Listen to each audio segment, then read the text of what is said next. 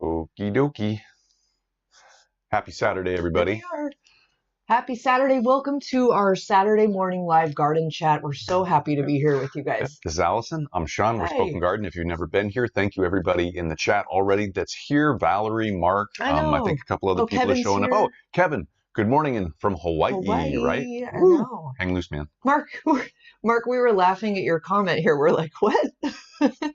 Yeah, You'll have to explain. Yeah, but no, good stuff. Great to see you guys. And, just... we want to kind of just check in today. Yeah.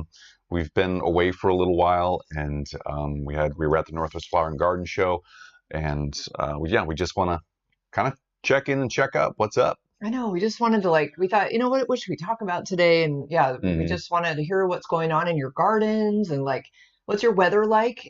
And by the way, happy March. Yeah. Yep. Right? It's already March 2nd. Yeah. I can't believe it's March already. I'm just where did February go? It's funny too, because a couple weeks ago, it seemed like it was spring, right? It's 50-ish degrees, even in Seattle when we were there for the Northwest Flower and Garden Show. And, but it was snowing at different times too, but then it was warm again. And now we've had some snow showers where we're at. I know. And hail. It's been cold. It's been maybe a high of maybe 40, 42. Yeah, the last, probably 2 days or so. And it's sun shining right now, but it's hailing. So it's typical Northwest weather. But it doesn't it kind of remind you of that crazy, early spring weather where it's just everything happens in one day and then... Typical. Around here, it's typical. So if you've never been here before in the late winter, early spring, this is kind of normal where it'll literally be, we've heard it from so many people that have visited here, it'll be sunshine, clear, it looks like clear blue sky, but it's hailing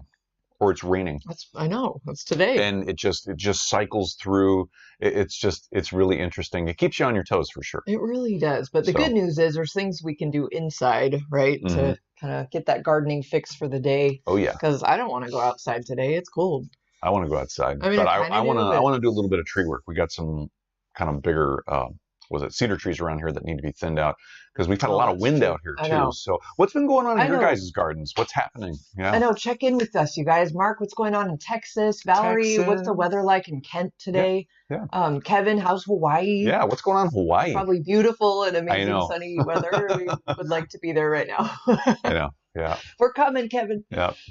No, but we'd love to hear from you guys. We've got a poll up right now. We thought it'd be fun to just hear, is there anything blooming in your yard right now? Because some of us, maybe had some bulbs that are kind of showing up. So it looks like everybody so far has picked, not everybody, but Valerie, I agree too. Outside is always better. I know. Totally. I know it is. I know. I'm being wimpy. Our choices are camellias, forsythias, daffodils, or other bulbs, or sadly nothing yet. Nothing's blooming yet. So jump in the pool and let us know. It'll be fun to track throughout the show today. Yes, daffodils. Yep. Right? This is daffodil season. It is. I know. We've got tete-a-tetes in the front yard of our ocean house here, and lots of bulbs blooming in Tacoma at our other garden. Yeah, they're doing good. We've noticed some of our daffs and our tulips, they're not going to flower this year.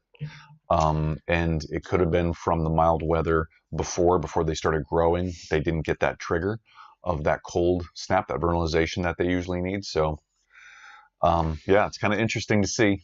I know. And we'll see if some of our tulips flower this year because of, the same conditions. Maybe they didn't have enough cold treatment or I don't know. And they could have also, there's also the other part of it too, where they're younger tulip plants. They're just popping up. They're not mature enough. So there's a couple different factors to think about if you're seeing this in your garden too. Yeah, that's a good point. I always forget that. I know, those me little too. bulblets that, they're just tiny and they don't bloom the first year. About 2 or 3 years they need to mature and then they'll start flowering. So, okay. So what's going on? Let's see. Tracy, good morning to you. Oh, Tracy from Lacey. Good morning. Let's see. Mark said daffodils and crocus are blooming right now. And Valerie's temps are about like ours, about 40 degrees Fahrenheit. They're even in the valley. Waking up in Kent to 40. Yeah. And you're right. I know. I agree. Everybody's like, outside's always better. And I know. I totally agree. It's not that I want to be inside. Team outside. But it's just been really cold the last couple of days. So I just need to... We need to get outside and move around, right? Get that blood flowing. Yep. That's fun. Valerie said she just sorted seeds for a free seed exchange in Kent later today. Awesome. How cool. What are you going to give away? Are you able to say ahead of time, or is it kind of a surprise? Ooh, yeah, good. Let Yeah, us know. I'd love to know. Yeah, we've never done a seed exchange before, never been a part of anything like that. That'd be fun. We haven't. We should try that That'd sometime. be really fun. We got a lot of seeds. So yeah, we do. I know. I think we should sort through some of those today too. Tracy mentioned that hyacinths are showing up, but they haven't bloomed yet. Same in our garden as well. Yeah, they're barely just popping out of the ground right now. They're just peeking out. So in our garden. So yeah, well, I guess we can jump in here. If you guys, as always, if you have any questions, we're kind of holding a garden Q&A throughout the show as well. So again, today is just kind of a fun day. We just sort of wanted to check in with you and just kind of chat a little bit without a real specific topic.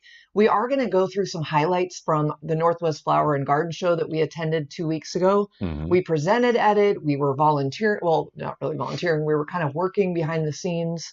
So we saw a lot of the show and met a lot of really cool people. And it was really a fun experience. It was great. And Valerie, we saw you there. Valerie, yes. That was really cool to see you there. So that was fun. And hope Tracy hope you got to go as well and enjoy all the display gardens. And it's fun to be talking about this. If any of you are here on the East Coast right now, the Philly Flower Show starts today. Oh, is it today? It's today through the 10th. Wow. Okay. It's really long. Wow. Yeah, that is long. That's a long show. But it's the biggest flower and garden show, or maybe just flower show in the United States. Yeah. It's the biggest. So we really want to go someday. Have any of you ever been to the Philly Flower Show? Let us know in the chat. And by the way, if we don't mention you today on this live, we met hopefully some of you other viewers out there at the show. I don't think we got a lot of people's names when we were just meeting people but if we saw you at the show, thanks for being there, and it was fun meeting you. I know it. You know, I love that you brought that up. Thank you. Like, just to tack on to that, thank you for those of you that did come up and introduce yourselves to us, and some of you even grabbed a picture. That was really fun. That was fun. We were kind of like, oh, you guys know who we are. You recognize us. No, it was good just to have really that. Fun. The human interaction is so important, especially with gardening. So it brings us together, and that's part of what the show is about. But also just for us, we love to talk about gardening anyway. But then face to face, not just live on video, but face to face. It's really fun. So, yeah.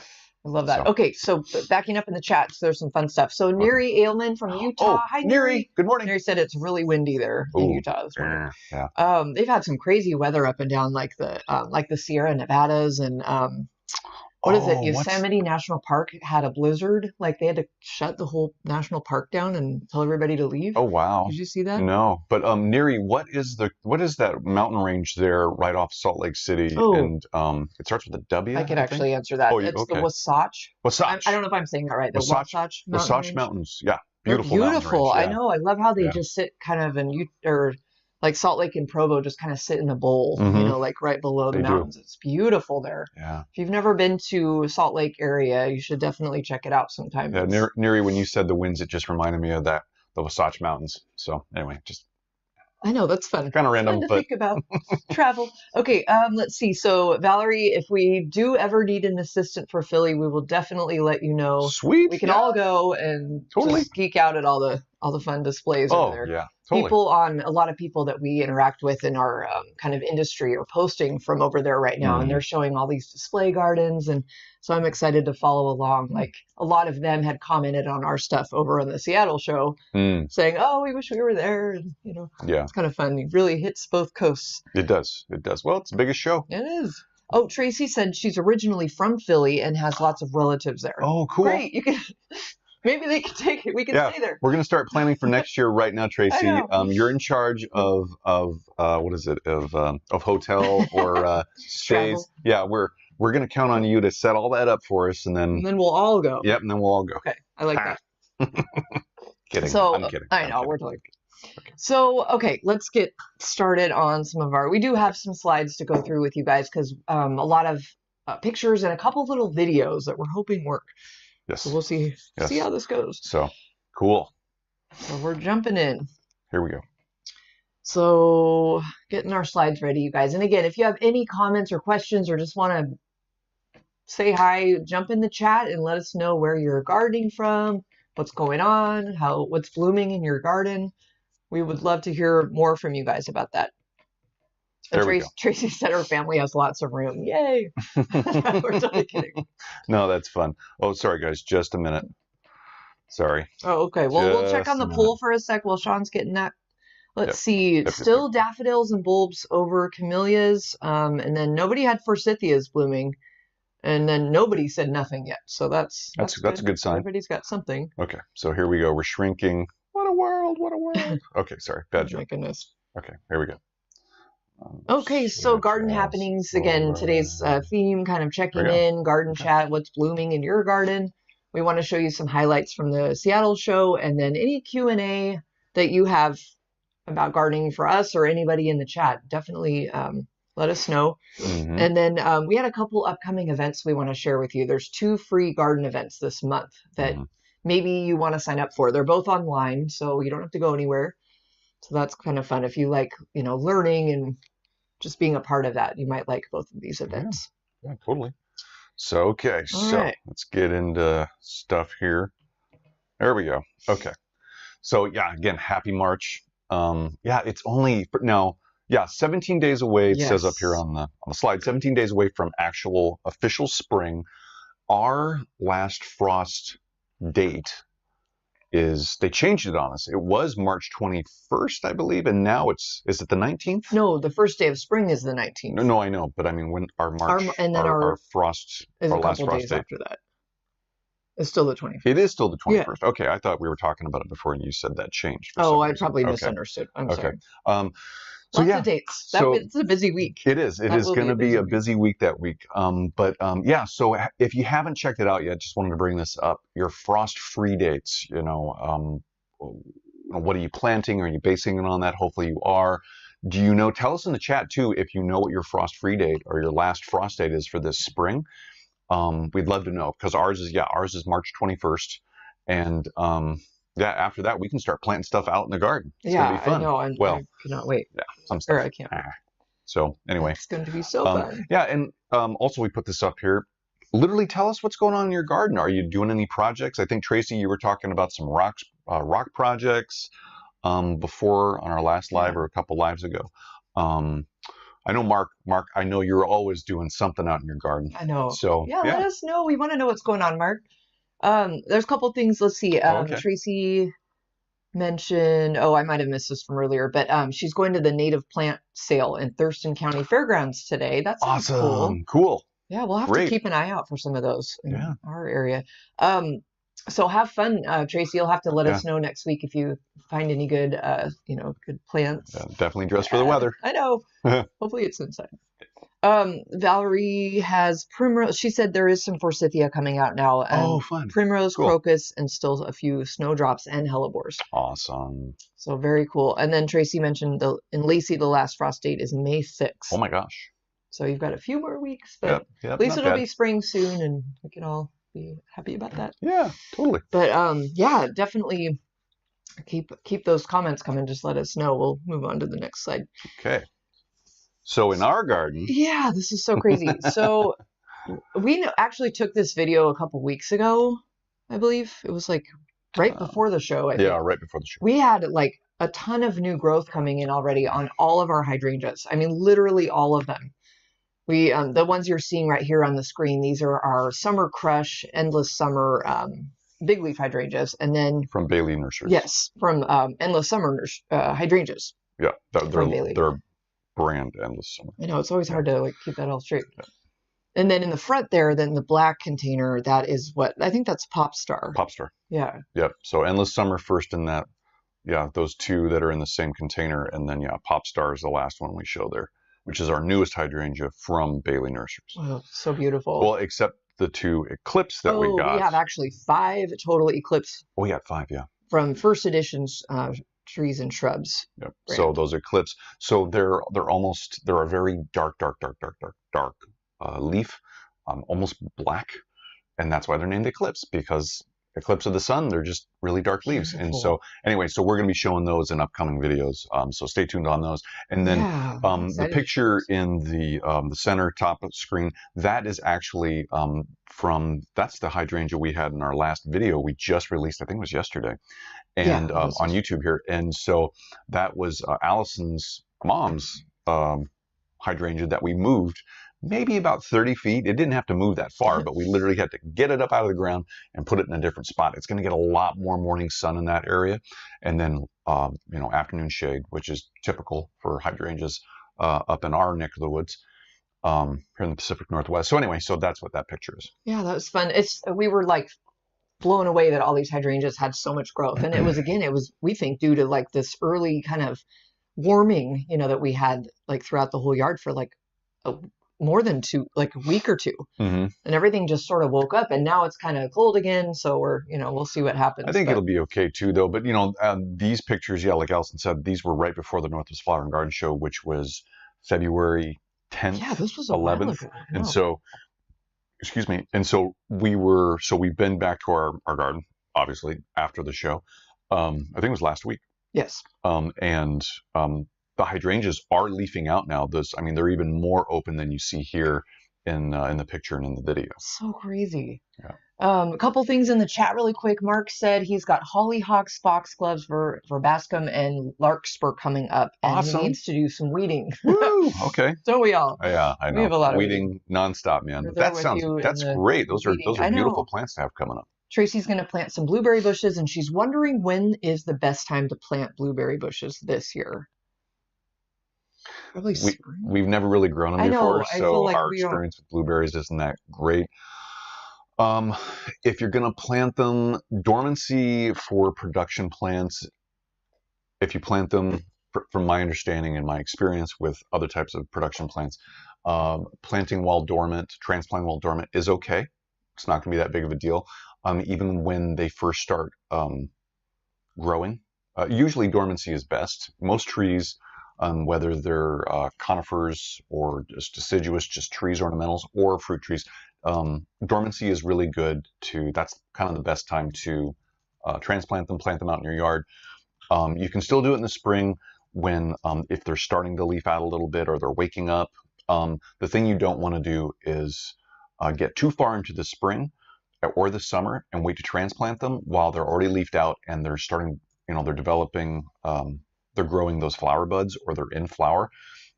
During that time, when those flower buds are starting to swell or it's flowering, the least amount of stress you put on the plant, the better your crop's going to be for that year. And I don't know how mature these plants are that you have, but think about it from the standpoint of what's going on with the plant and the least amount of stress for it, so you can get the best either growth, flowering, and or fruiting.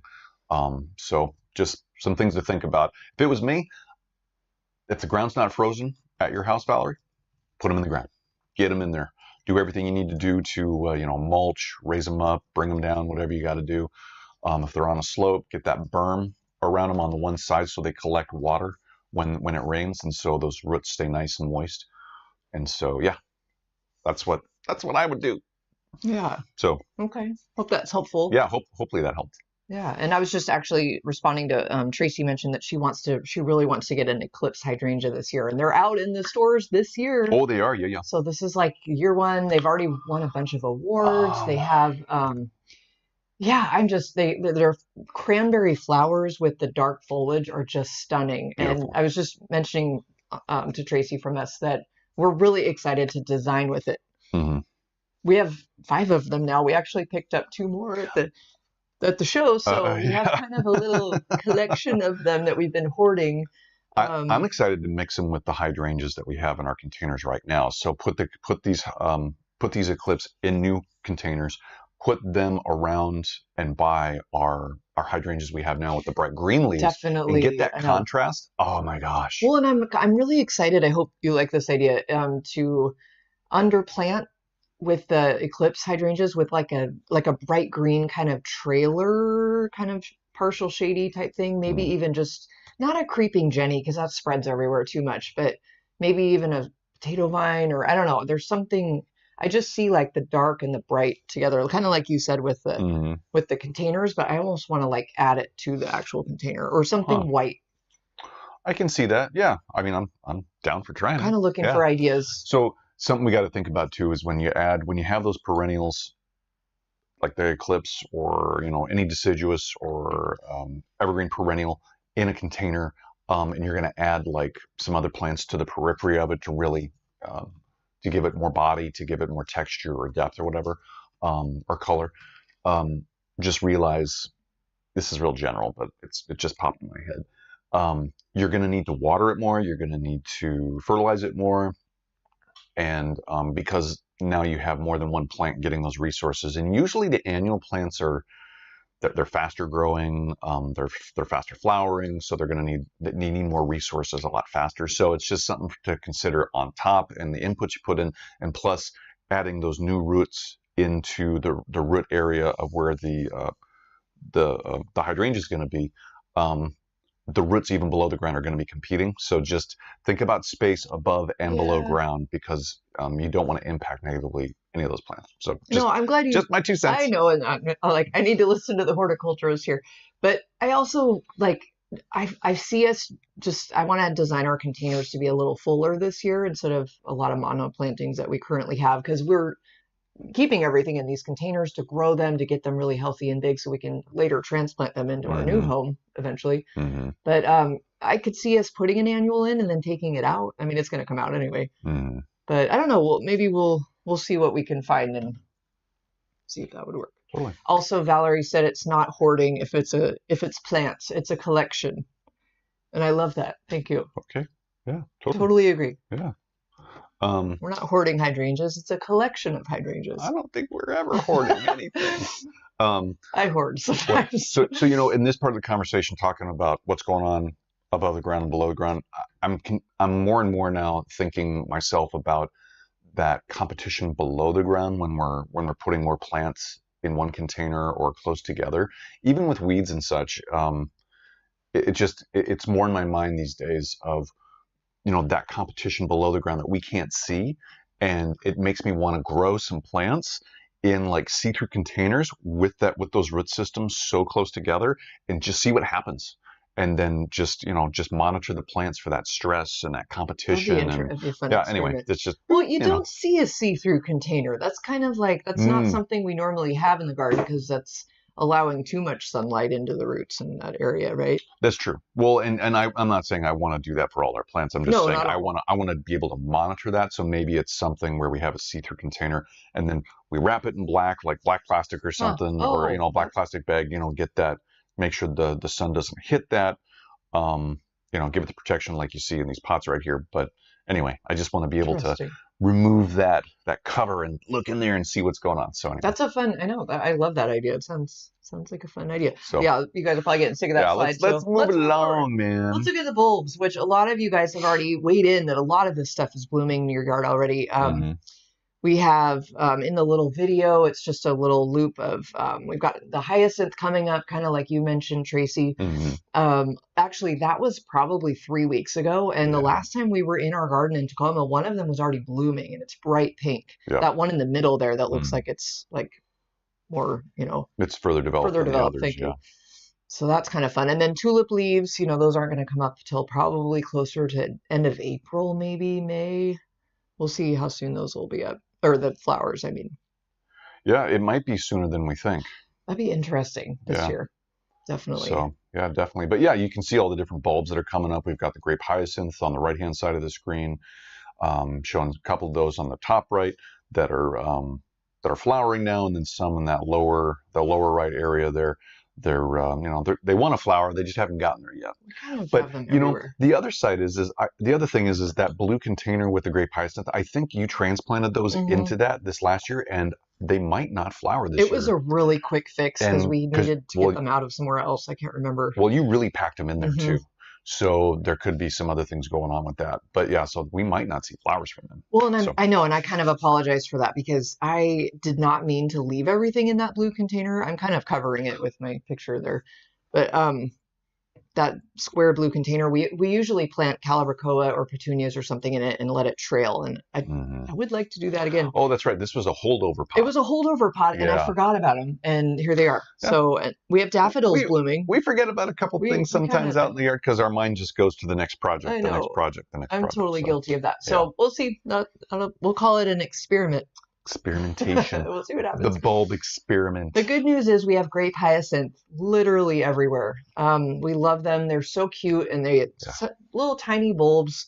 And we kind of just took them from all over our old yard, and they multiplied, and they're everywhere. Yeah, some people say they're pretty fun. invasive in their gardens too, and some people don't like them people don't because like they them. do spread. They kind of thrive in a lot of different gardening situations and environments. They So really do. just know that they do spread.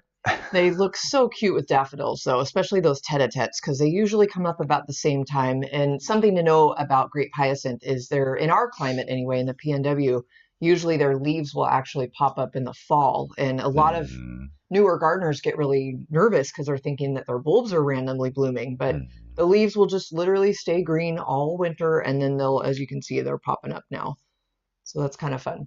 I wonder if that happens in a lot of other climates too with that specific bulb. Yeah. Where they leaf out really early. I think that's a normal characteristic of them.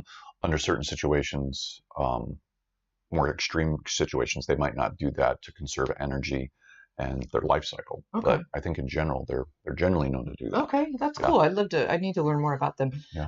Let's see. In the chat, Mark said he went really crazy and got a whole lot of seed. Cool. He said most of which I'm setting aside for very late summer fall sowing. That's fun. Awesome. I think in his area, he said it's the best to go with the heat in the long season. Definitely. So, but he said he's earlier in the chat, he mentioned he's setting up a lot of indoor. He's got shelving, lighting mats, and he's doing like mass seed starting, and feels like he's running a flower farm. Awesome. That's so cool, man. I think that's great. Woo. Is this part of your transition? Is this part of your like long-term plan, the long game where you're transitioning from what you're doing now to being more of a plantsman, to being more of a flower farmer, seed guy? Because whether you are or you aren't, I still think it's a really good idea. I love it. I know. I think you can never have too many flowers, right? And nope. That sounds really fun. That's awesome. Tracy mentioned she really likes grape hyacinth too. I think that's what she was referring to. Oh, okay. Cool. What else is growing in the yard? There's things everywhere. Then again, this was probably about a week ago. Have you guys ever grown perennial lupin? That is one that thrives very, very well in the Pacific Northwest. And we've had it in the ground. We've had it in containers. So there's a lot of different kinds. This is Russell lupin. Yes, that's true. So, thank you for so that. This was part of the plant's by itself, but this came as part of a seed pack from, I think it was from Eden Brothers, wasn't it? It was definitely Eden Brothers. So sorry, I'm doing some, I like this shirt. It's really comfortable. So I'm wearing it. So that's Eden Brothers. And they aren't officially a sponsor of today's show. So just saying. Maybe in the future, that'd be cool. That'd be awesome. But yeah, we got a seed pack from them, and these Russell lupin were part of that seed pack. I think it was like 20 different perennials and annuals. Did that come from that? Yeah. So we spread them throughout our front and backyards, and then a couple of them just started growing. We transplanted them because they were really, they were small plants, kind of like this one in this container, and we transplanted them to a different location. Just took off, and within 1 year we had to divide the one plant into 3 plants. And this is one of the plants that came with us, and it's beautiful. It has really tall spiked just clusters of flowers. I love the flowers. I think it's it's like a bluish it's a light bluish purple. Yeah, so it's just, and they're really tall. I mean, they can get really big. I love those spiky flowers. That's so cool. Yep. And the only thing with this is in our climate, we always have a problem with the aphids with it. They just the aphids just look at this thing like it's a magnet, and they just come to it. And it takes all the abuse. Weird. I know. But it's such a beautiful plant. I feel like we didn't have that problem this last year, though. If I remember right, there wasn't a big aphid infestation. It wasn't as bad, but we did have some. But at our old house, when we had them right in the ground, and they had plenty of space, they were mulched. I mean, everything was. We had pretty good conditions. Partially, what was going on too is they were up close to the house. They were maybe within about 2 feet of the house, and they were getting on that west side the residual heat at night. So it was a nice, warm little microclimate, and the aphids loved it. They loved it. Well, the lupin loved it. They got huge, but in fact, I think we've took some pictures of them in our book because they were so gorgeous. Well, in this one lupin in that location, it got over 3 feet tall before it flowered. It was huge. It was huge. And this one last year in a container, which really we kind of neglected this plant last year a little bit. It was sort of in the back. Yeah. Kind of didn't water it as much, and it still thrived. So beautiful. that was fun to try out. But yeah, we highly recommend. It does spread. But Tracy mentioned she had some in her old garden, but not currently. Well, yeah. Hopefully you can replant it, Tracy, know, because we really enjoy it even in the container. It's just beautiful. Yeah, it really is. So moving on. Yeah. So anyway, okay. Enough about lupin. Sorry, we're geeking out. So in the middle picture there, that is a new rhodie for us that we got this last year. It's called Black Hat. And it has really dark green leaves. You can't really see the darkness of those green leaves in this picture, I think, because we had some really bright light that day. Yeah. It's just, the light levels were really high that day. But it has really dark green leaves, almost blackish. And then it has a beautiful bloom. I can't actually remember what the bloom is. I think it's going to, if I remember correctly, both of the rhodies that Proven Winners sent us have like a magenta color. You're right. Totally. And I can't wait. I know. We both love rhodies. Yeah, and love that's rhodies. a big plant in our climate here. It's they do very well. Yeah, we can grow a lot of different kinds. Yeah, that's kind of fun. So that's that plant right there. That is from Proven Winners. Yeah, it's from Proven Winners. So if you're thinking about if you want a new rhododendron with really dark green leaves and that really dark magenta flower, go to provenwinners.com, type in Black Hat rhododendron, and you'll find it. You know, and that brings up a couple thoughts in my mind just talking about this one rhodie. It makes me think, the darker foliage is kind of a big deal in the garden industry right now. A lot of it's trendy. It's very trendy, and a lot of the growers, they start growing their, like Proven Winners, these plants, they started probably 5 to 8 years ago, and they kind of like predict those trends, which is really interesting. Same with the Eclipse hydrangea. They started it years ago. It takes them years to get to the point where they're breeding it and then, marketing it. So it makes me wonder, like, what do you guys think about dark foliage? Is that something that you're looking forward to trying, or do you already have some? I know there's like a black mondo grass that's been around for a long time. Oh, very long time. There's a couple others. There's a begonia that has kind of a darker leaf, but there's a lot more. I think you're going to be surprised to see a lot more of that on the market this year in the center, in the nurseries and stuff. Definitely. And just for information, with all the new biotechnology out there, a lot of the plant producers and breeders, they can get a new plant the fastest to market from start to finish, about 5 to 7 years, sometimes a little bit faster. But right now it's 5 to 7 years with all the biotechnology and genetics. But I mean, truly doing it without all the genetic manipulation and all that gene therapy, and just going through the regular process of breeding and the whole process of selection, it's about 10 to up to 15 years usually. So when you see a plant like this, think about it from those terms of all the breeding and the selection and just that process. It's pretty amazing. It is amazing. And thinking about and then my other thought was, I would love to present to you guys, and it would be fun for us to kind of put together a live all about kind of darker foliage, some of the newer introductions this year, or just some things on the market, and maybe some design ideas. Totally. Because that's something that we're going to be kind of coming up to, or like that's going to be coming into our we're going to be adding them into we're adding them already into our garden. We just haven't literally added them yet. They're in our garden in the pots that they came in. So if you look, this is everything's in the pots. Nice segue is on the far right side there, in that picture. I'm going to move. Oh, not moving that one. Don't move that one, Sean. Here, let's go outside here. In that picture on the far right, you can see, so you can see all the different potted plants in there. There's just multiple potted plants. That's what I'm referring to. They came in pots just like that from Proven Winners or Bailey Nursery. And so they're waiting to be planted directly out into our garden, into either pots, or some might go into the ground. But anyway, so that's what I'm referring to. They're in our garden, but they're not in our garden. We have a lot of designing coming our way, and I cannot wait. I'm so excited. And this plant right in front is very healthy. We have 2 of them, actually. It's called Pillow Talk Gardenia. It's from Proven Winners. Very aromatic. Very aromatic. We saw them in bloom. They sent them to us last May. Yep, last spring. We haven't planted them yet because we weren't sure our garden was kind of shuffling last year, and we traveled a lot, so we didn't plant everything. So anybody from Proven Winners and Bailey's, just going to say, if you're watching, sorry we haven't planted them yet. We're going to have a blowout this year and make tons of containers. We're typical gardeners. We get all this stuff, and then, we want to get it done, but just it gets backtracked a little bit. I think it not only did it get backtracked, but we were waiting for the right opportunity, I like to think about. Oh. But we did see it bloom last year, and it had a beautiful white flower. Yes. It's very pretty. And that's how we know it smells. So it's so aromatic. It's just this sweet, beautiful smell. Oh, I'm excited. Yeah.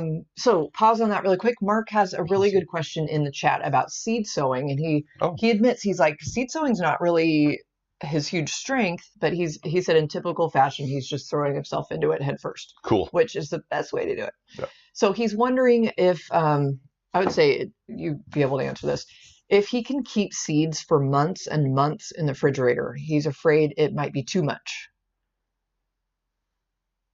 Okay. So I guess that's the whole question. Do you know if you can keep seeds for months on end in the refrigerator? Yes. The answer in general is yes, Mark. That's a really good question. It is. It kind of depends to what your overall goal is for keeping them in the refrigerator for so long. If you think about seeds also from the standpoint of there's all these what they call germplasm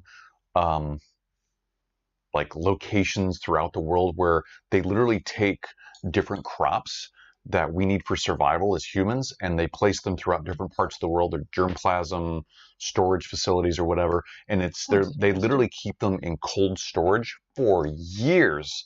And so it's a little bit more extreme than what you're talking about, but it's definitely okay to do that. What you need to think about, though, is if you're going to put your seeds into storage like that, think about really low humidity, not too low humidity, so you're drying the air out under those conditions, but you don't want it super humid in your refrigerator either, because the last thing you want to do is, even under cold conditions, have that moisture come in contact with those seeds that you're storing for so long and either trigger them to start growing, if that's something those seeds will actually do, if they're genetically modified or not modified, genetically evolved to do that under low temperature conditions, or rot.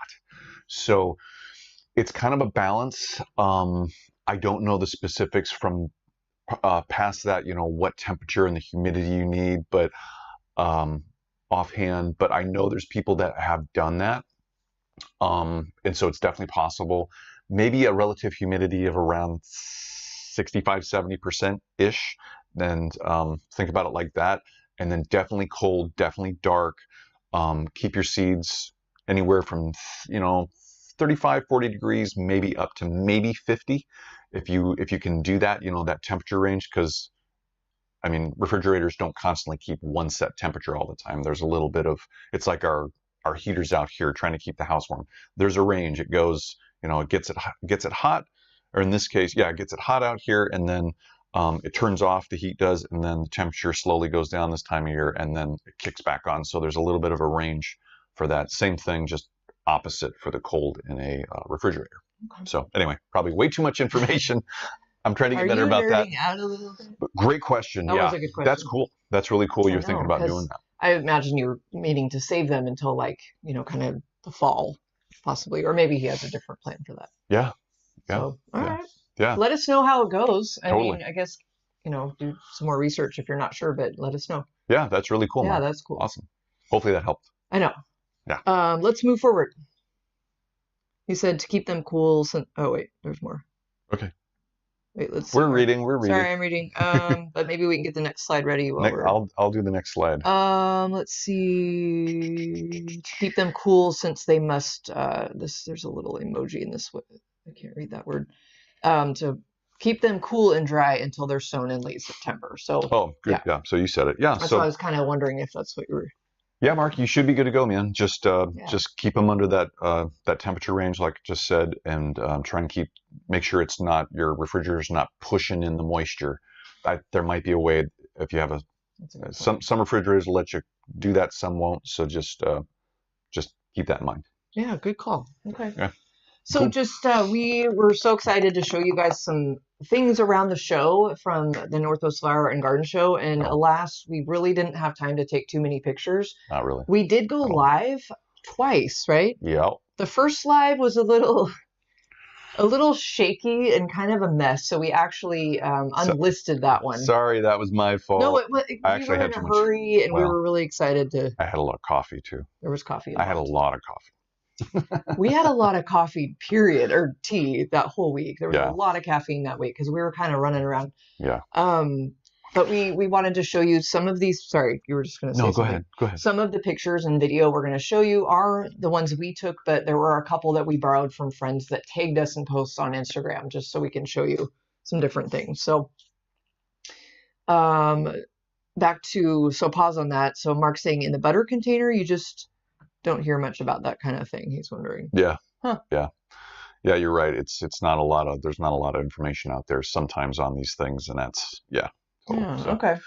but so up here on the screen, yeah, there's, so you can see, yeah, so I Love Spring was the theme of the Northwest Flower and Garden Show, so that was really cool. Who doesn't love spring? And they had a couple of these different signs up and around.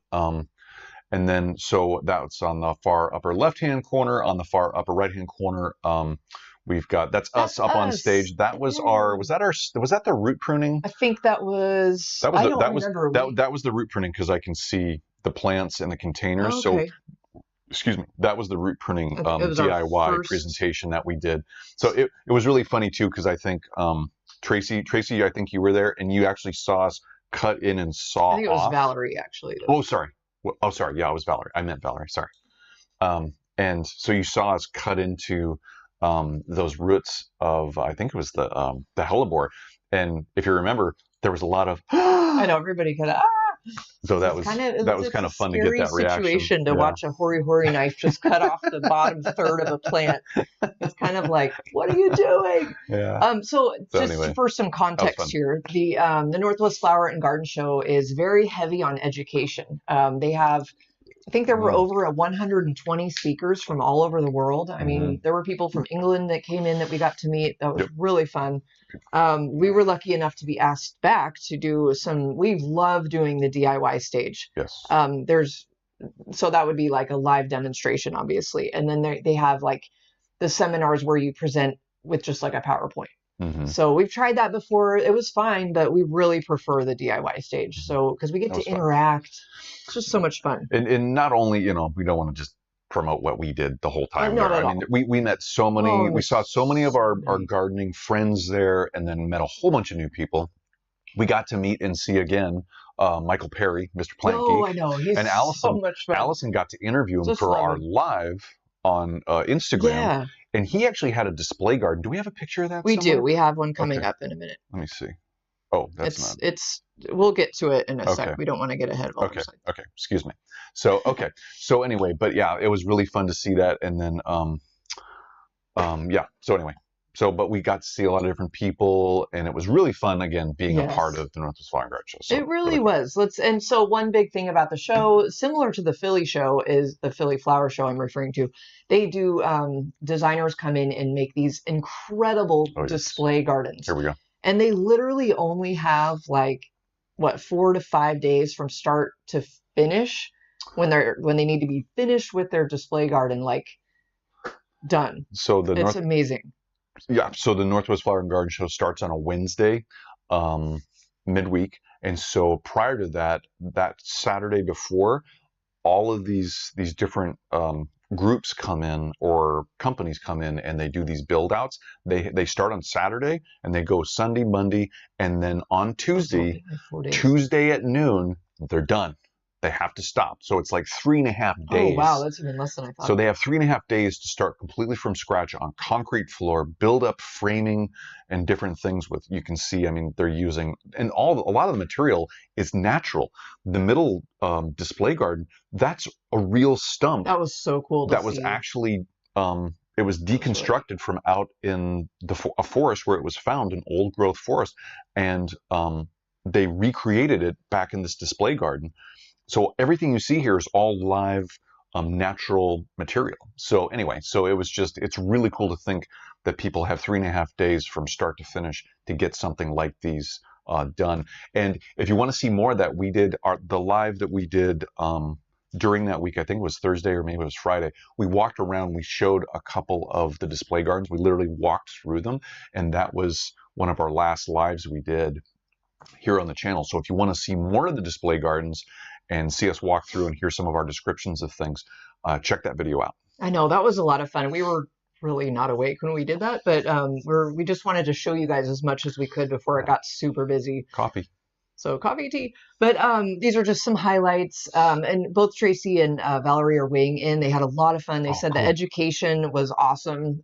Tracy said she got to take a ton of classes and loved it. Awesome. And Tracy just said she got to meet Janie from Dig Plant Water Repeat, who we met last summer. Yeah. And we got to be on one of her YouTube videos for a short blip. So it was good to see her again. Yeah. And the great, new Tracy. person, actually, speaking of like big influencers, we got to meet Kevin finally in person from Epic Gardening. Oh, that was, we that haven't was fun. met him yet. We've like interacted with him online behind the scenes for some things. Him and Jacques, we got to meet. And Jacques too. Jacques was a lot of fun. Yeah, that was a really fun. That was really fun to meet them. Yeah, it was a great. They just the show this year brought in people from everywhere, so there really was something for everyone. Yeah. So I hope in your area, any type of home and garden show you get to go to, if you're lucky enough to go to the Philly Flower Show, that you're able to have really take it all in and see all the displays and just get inspo. That was what Sean and I loved. We just. Yep. Oh yeah, so here's a little video of a display. This was like one of the entrances. There's displays everywhere. They don't waste any space. Mm-hmm. I don't think this even shows the whole thing. It was this long strip. Yeah, so when that one picture we showed before where it said, I love spring, that was at the very front before you actually entered into the kind of a longish kind of hallway area, before you actually entered the garden show. And this display garden right here was a long walkway before you actually entered the show. This was the display right before that. And so they did a wonderful job putting this together. They really beautiful. Did. Yeah. So I like that one. It was very it just made you feel springy right when you walk in. In the middle there, that is Michael Perry's, Mr. Plant Geek. That's his little display area for the. Gosh, what is the theme of that area? It's called City Living Designs. City Living. And really quick, this was literally under construction when we took this picture. So he designed a lot more than that. So, but he put this together in the City Living. That they had what they call vignettes of city living designs, and they're just meant to be inspirational and show how you can use small spaces for gardening and all the different things you can do. And he put together this moss carpet layer down there, and awesome. Allison got to interview him, and they both literally during the interview took their shoes off and put their bare feet onto the grass, and it was that textural, that feeling of their feet in the natural environment of moss. So and it was so cool. Amazing. I know you were right there filming it. You could probably smell it too. It was just this whole sensory experience. That's what I was looking for, sensory. There was thyme mixed in, like a kind of a steppable thyme ground cover, and it just smelled amazing. That's what I took away. And then the feeling on your feet, it just felt very earthy and very just natural. I instantly felt better. Not that I was feeling bad, but you just had this overwhelming sense of uplifting, whatever. Okay. They were really cool. Mark asked, this is a fun question. He said, he asked if there's a video of our container wars. He said he saw the other one. I'm assuming you meant the girl from Hello Garden. We weren't sure if we were supposed to film that. That wasn't something that really we were supposed to do, I don't think. Yeah, so we didn't film it, unfortunately, but it was a lot of fun. It was so much fun. So our understanding of, when we do these types of things, you might know this, you might not know, but I'm just going to say it. We're under contract to be a part of the show, have specific expectations. One of the things in previous years was all the different events and speaking speaking parts were all the sole property of the people that put on this show, which is Marketplace Events. So we approached this year's Northwest Flower and Garden Show with that same premise. And so I don't think we were ever told we couldn't do it, but we just thought, this is their event. It's exclusive to them. We're not going to do that. So we didn't. Yeah, we didn't. Yeah. But great that they got to film theirs. And it was, we saw a little bit of it. It was a lot of fun because we're good friends with Cindy, who's the other designer that was competing in that one video. And it was so fun to see them, the two designers, go head to head. And Sean and I, we had a blast. We had We had so much fun. We have some pictures of it that we'll show you. It's coming up here.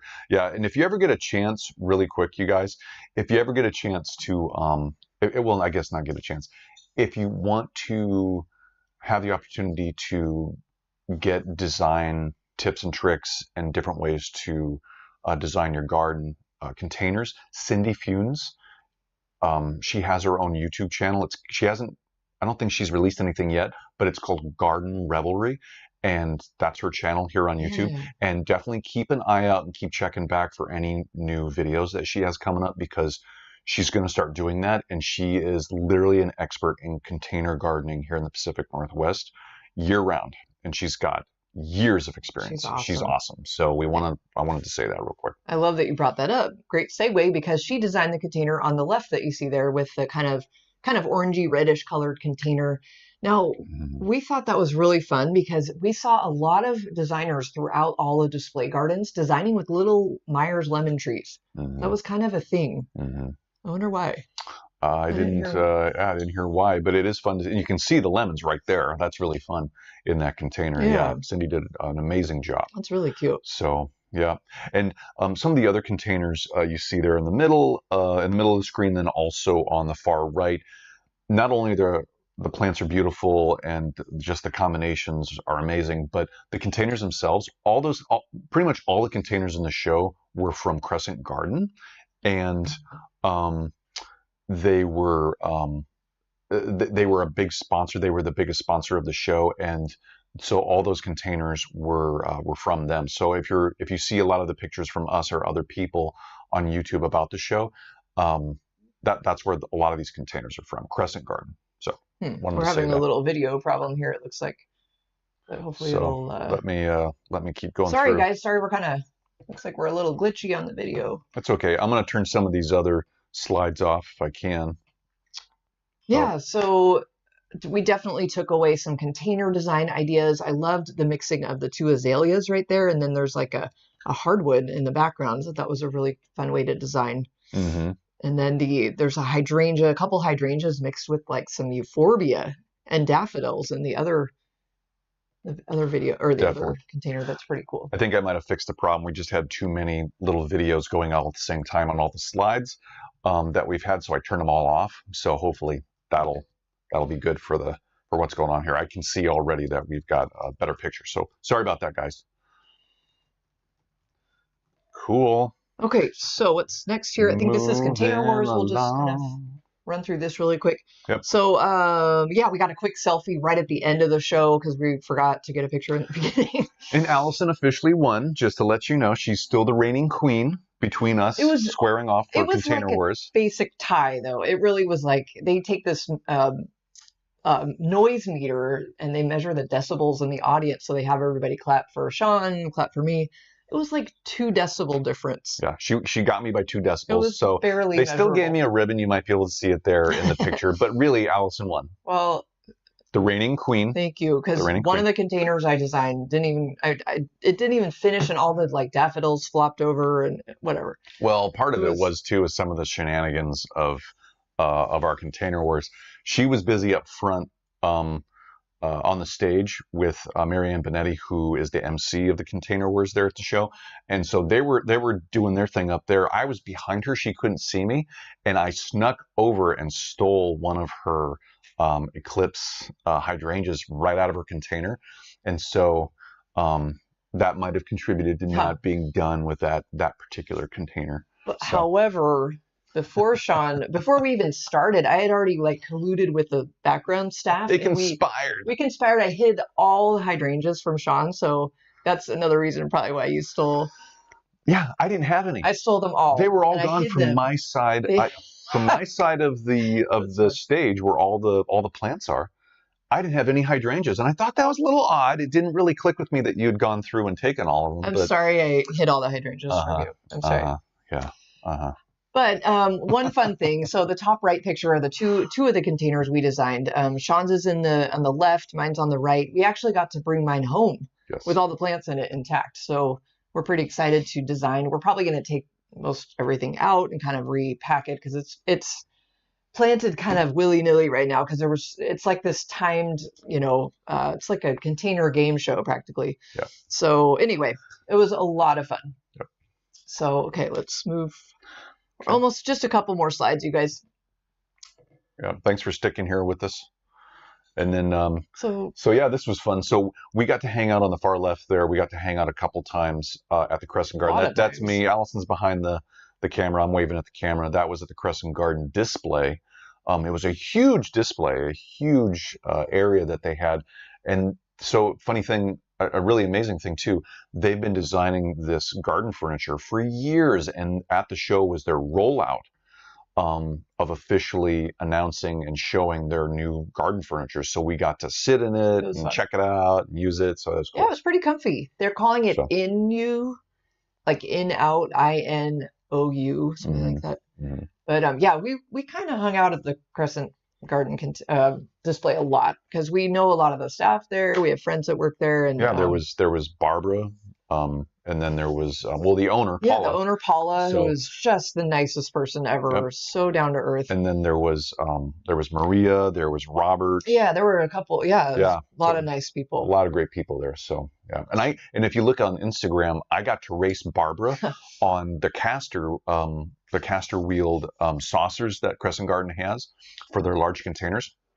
I got on one and she got on one, and we raced down one of the aisles, and we almost both ran into some people at the end, but Barbara won. But she had some help from our friend Chris at Corona, who pushed her the whole way. So anyway, yeah, that was fun. Really fun. That was good stuff. So in the middle there too, where it says random, there was a vendor, a company at the Northwest Flower and Garden Show that makes these silicone. They're actually made out of silicone planters. These are like little seed tray cells. And they had a clear one. They had a whole bunch of different colors. Yeah, they have other colors. And so I can't remember the name of them. They're called back porch pots, and we're going to have them on our Instagram Live as soon as we invite them and hope that they can come on. But I believe they're out of Montana. Yeah, a friend of ours pointed these out and said, you guys got to talk to this company. I mean, they're amazing. So, yeah, these were super cool because they made this clear silicone one where you can literally watch the roots of the plants you're growing in grow and develop over time. That is so cool. Speaking of clear, I mean, I thought of that a little while ago. Well, it is a little opaque though, so it would block some of the sunlight, so it wouldn't deter a lot of the root growth. But yeah. So there's a little bit of that, but yeah, it's still really cool. You know what? I just realized we'll link their website in the description of this show, probably afterwards. We'll get that ready for you. So you guys can, if you're interested in growing some seeds and trying these out, they do have a website.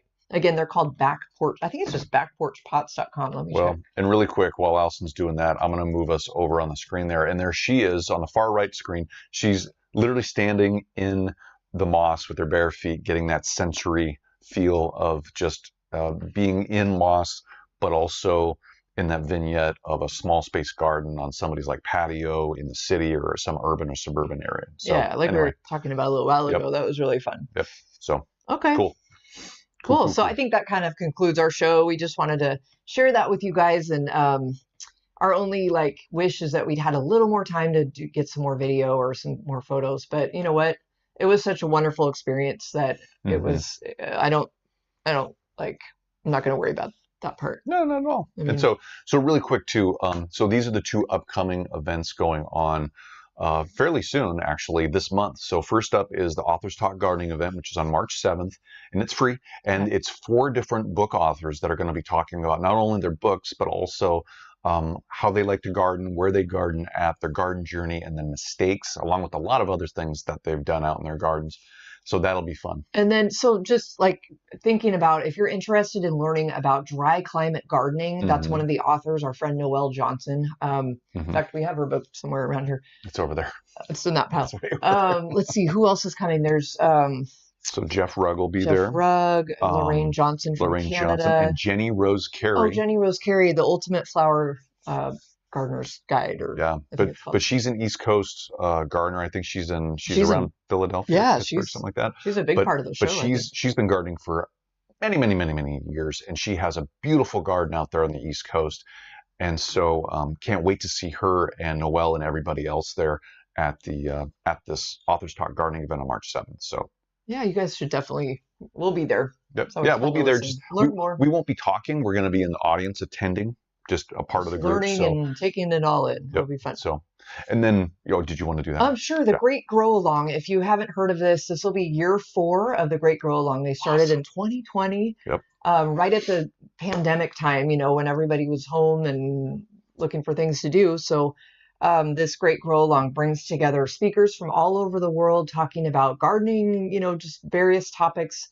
The show this year is on, it used to be like during the week, but now they've organized it into 3 separate weekends in a row. Yeah. To try to be easier for everybody to attend. Each year's a little different, and this year they're trying this format.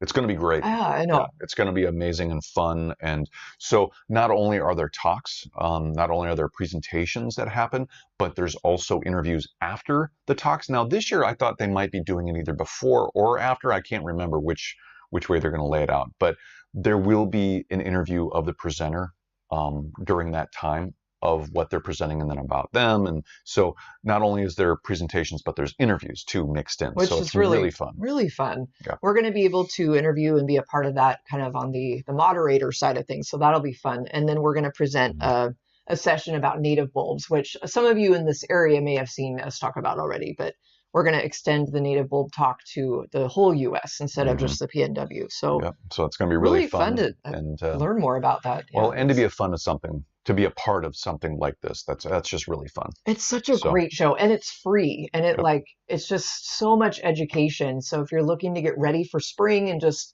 you can't quite get outside yet, but you want to be a part of it, definitely get registered because you won't regret it. Yeah. And Kevin from Epic Gardening will be speaking. Michael Perry will be speaking. Well, there's going to be a whole bunch of different topics too. I mean, the topics range from not only flower gardening and bulbs, like what we're going to talk about, but also vegetable gardening, raised bed gardening, in-ground gardening, all different kinds of gardening going on out there. Yeah, it's a great mix. So anyway. We definitely wanted to bring those to you. We don't want to get too promoty, but I know, it's going to be it's fun. Just, we're excited. So yeah, both of those are free. They're coming up this month and then they'll be done. So just want to get those in front of you. We'll probably keep those up the next couple shows just so we make sure that you guys can get signed up for those. Yeah. So with that, pretty much all we had for today. I think so. Yeah. So, but thank you everybody for being here with us and for spending your Saturday morning here on our live. And we hope you had fun. Let us know more in the comments what's going on in your garden if you're seeing this in the replay and what you're growing. I know, that's pretty much it, you guys. So we'll be back next Saturday with a new topic, and we're still working on kind of getting that all solidified. So just check in the in our list of shows to see what the topics are when you're ready to do that. Definitely. But we hope to see you next week, and with that, have a great first week of March. Yep. Stay dry. Try and stay out of the weather. Yeah. Enjoy your week.